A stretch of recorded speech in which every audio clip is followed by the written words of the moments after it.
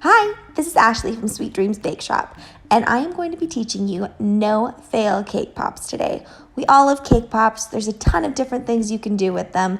If you want to see more of my work, you can go to facebook.com/sweetdreamsbakeshop or at sdbakeshop on Instagram, and all that information is in the description below. To start off this video, we're going to start with mistake number 1, and that actually begins with the cake pop mixture you use. Some recipes call for a specific buttercream to cake ratio, but this never works because sometimes your cake might be a little bit moist or it might be on the drier side. Whatever you do, you should be able to mold your cake into a super smooth ball. Mistake number 2 is having too thick of chocolate. Whether you're using candy melts or chocolate chips, you need to make sure that you add a healthy dose of vegetable oil. Don't be afraid to add a lot so that it remains soupy. Mistake number 3, using the wrong size stick. Mistake number 4 is ignoring the fact that size matters when it comes to cake pops. Always keep in mind that you're going to be covering these with chocolate, so they're always going to end up a little bit larger than you anticipate. And if you're not good at eyeballing how large they should be, use an ice cream scoop so that all of them are uniform. Mistake number 5 is assuming that when your ball is setting up in the fridge, it's going to remain perfectly spherical. It won't. So what you have to do is you have to find the flat part and insert your stick into that flat section. Using a little bit of chocolate, insert your stick into your cake pop. You need to let this chocolate set up before you can dip the whole cake pop into your chocolate. Alternatively, you may choose to do your cake pops this way if you don't have a cake pop stand like I do. So in this case, you would insert the stick at the top of the most spherical part of your cake pop. Mistake number 6 is treating your cake pop as if you're dipping it into a fondue station or fountain. Cake pops are very delicate, so you need to drag the cake pop towards you and don't let the cake pop drag along the bottom of your container. Also, don't use a cup or any other tall glass. You want to make sure that you're using something that has depth, but is also quite wide, so you can move your cake pop around in a circular motion, letting that chocolate drop off naturally. Do not scrape your cake pop on the side of the bowl to stop the chocolate from dripping. Instead, you're going to turn it over like I do here, and you're going to give it a little shake so that the chocolate is evenly dispersed.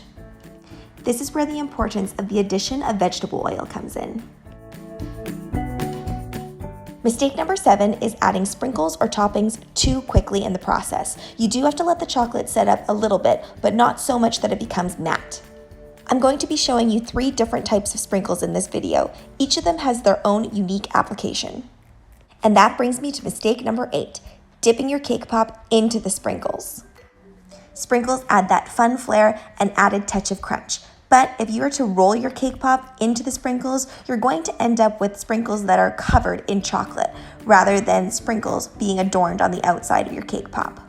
The same rules apply to toppers as well. Make sure your chocolate sets up just a bit before adding them in.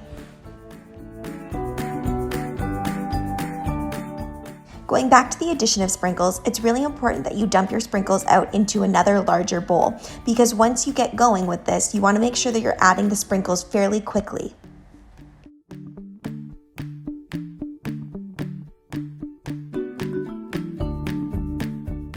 These multicolor sprinkles are readily available at several supermarkets, so that's why I'm using them today. I'm being really careful to continue applying them. Notice I keep spinning the cake pop in my one hand as I keep applying the sprinkles over and over. These sprinkles have a little bit of weight to them, so it's a balance between keeping it spinning so that the sprinkles aren't falling off and they're drying at the same time. Now I'm going to be using a sanding sugar for my cake pops, which is one of the easiest to apply because it's so lightweight. But you also have to make sure that your cake pop underneath is pretty perfect looking because it does show mistakes really easily.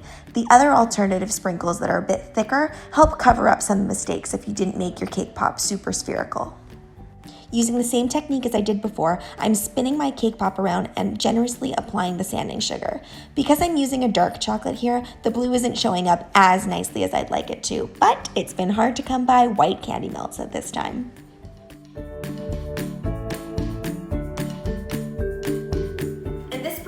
Final mistake, not paying enough attention to temperature differences. So sometimes if you take out your undipped cake pops directly from the freezer and you try to dip them into really lukewarm or even warm chocolate, what's going to happen is the temperature difference is going to cause it to crack.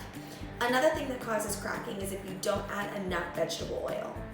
Going back to temperature differences, what I have found works for me is I usually make a ton of cake pops way in advance and I freeze them.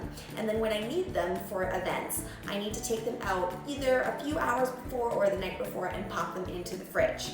The fridge just helps even out the temperature a little bit, so when I dip those into the warm chocolate, it doesn't create cracks. So I hope all of those tips have helped you create no-fail cake pops.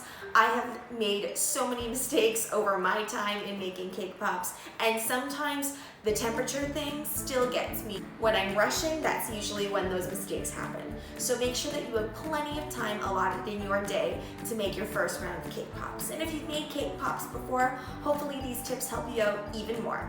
Thanks for watching. Don't forget to like, share, and subscribe if you want to be part of the Sweetie fam. Hit that notification bell so you know when we're going to upload next, which is always at 6 o'clock p.m. Pacific Standard Time daily.